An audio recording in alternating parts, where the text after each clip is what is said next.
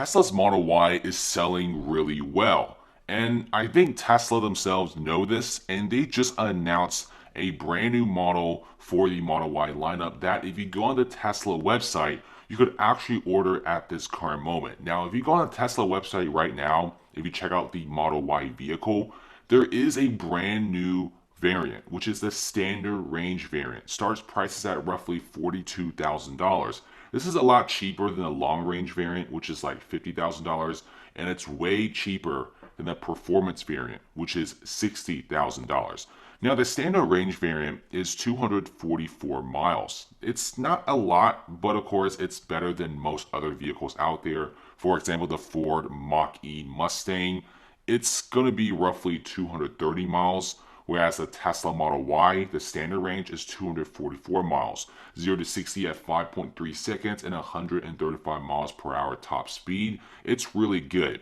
Keep in mind that several months ago, there was a Twitter user saying about is there any updates on the standard range Model Y?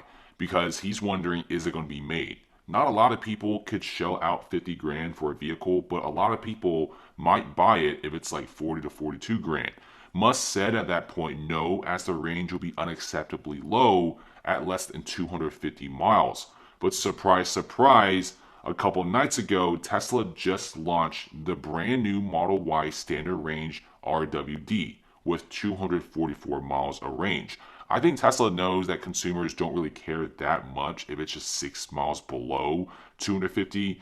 And Musk has said that it was unacceptably low. In my opinion, I don't really see that much of a difference. It's around 250. And by the way, having 244 miles of range is still very good. The car is priced very competitively at $42,000. And the majority of drivers don't really go long distance anyway. A lot of people love buying Teslas to deliver food, to just go from point A to point B. And 244 miles is more than enough for most people. I mean, you have a lot of other car companies like Ford, like the Porsche Taycan. The ranges are always around 200, 250. And just Tesla having this 244 mile range, it's really phenomenal. And this car is going to be selling off like hotcakes. The price is so competitive. Initially, people can only get the long range model, which is like $50,000. It was a pretty expensive vehicle, but now you are able to get the Tesla at $42,000. I think a lot of users don't really care that much about the range. A lot of people just simply want to get their hands on a Tesla vehicle. If this range was like 220 miles and they're priced at like $39,000, people will still buy this because it's still a very good car. If you just don't dip below, in my opinion, 200 miles of range per charge, you should be okay. Now, obviously, though, it is a little bit of a nuisance if you're going long distance continuously and you only have 244 miles of range. That's why I recommend getting the long range model if you're always driving to multiple different cities on a weekly basis. But since most people don't do that, a lot of people on different forums, Reddit, and even StockTwix have been saying that this range of 244, it's good enough. And launching this cheaper variant will definitely increase sales, especially how Elon wants to be hitting at least 1 million vehicles delivered in 2021. That would be really nice if they manage to do that. And Tesla is scaling up exponentially. On top of that, they do have the Model Y selling in China. It's selling off like hotcakes. I mean, the Model Ys just got sold out. If you want to get a Model Y in China, it will be delivered to you around Q2 of 2021. So you got to wait at least the next 3 months before you even get to see your car or smell it. And you got Tesla, they're doing pretty well. They're getting a bunch of battery station going up. Well, Musk saying that the range is unacceptably low. I don't really think it's that low, but I don't really think Musk is that pleased with the standard range Model Y. But hey, I mean, consumers are pretty happy about it. I think everyone's just kind of relieved that Tesla finally launched the cheaper Model Y, and now a lot of people are ordering up. So definitely consider this. I mean, Tesla is doing really well. And last but not least in our list of topics is Indonesia, which is a pretty big sector. So Elon has already went to several different places. Like they got the Tesla Gigafactory in Berlin. America has a lot of gigafactories. China has a Shanghai Gigafactory too. They just announced selling the 70,000 Model 3s in India. That's super expensive, by the way. But Indonesia is a growing economy right now. And you do have like a dealership over there that is selling the Tesla Cybertrucks as soon as they can.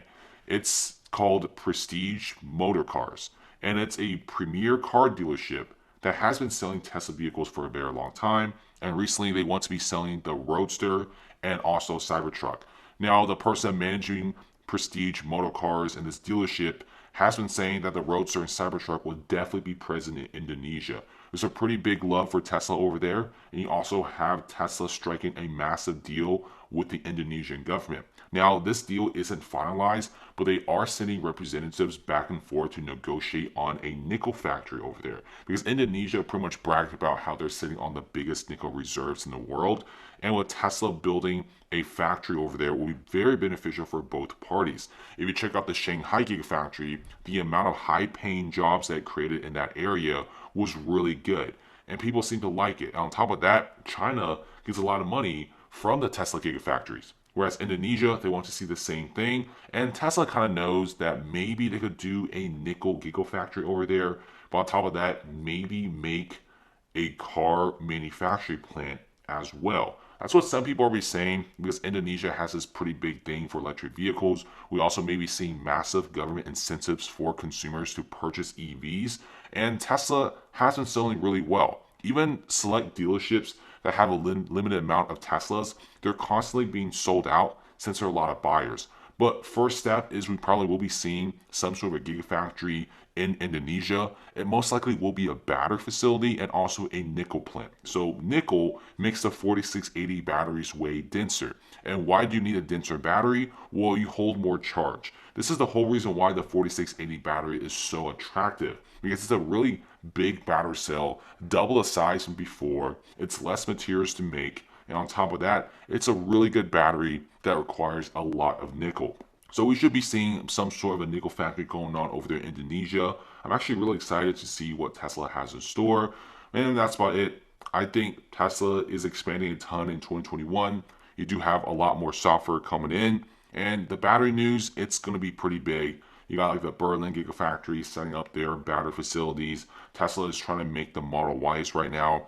China has this really big craze for this electric crossover. You also have like the Fremont Gigafactory, the Austin Gigafactory. They're trying to crank out the semi trucks, the hypercar, which is the Roadster. So Tesla is super busy right now. I think 2021 will be the busiest year for Tesla since it's trying to manage everything from multiple different continents and several different cities and countries. I think Tesla will be doing fine. In 2021, we could be seeing Tesla stock hitting $1,000 and surpassing the 1 trillion valuation mark. Thanks for watching, guys, and comment below. How do you guys feel about Tesla? Definitely subscribe for more Tesla news. We have a lot more things to come.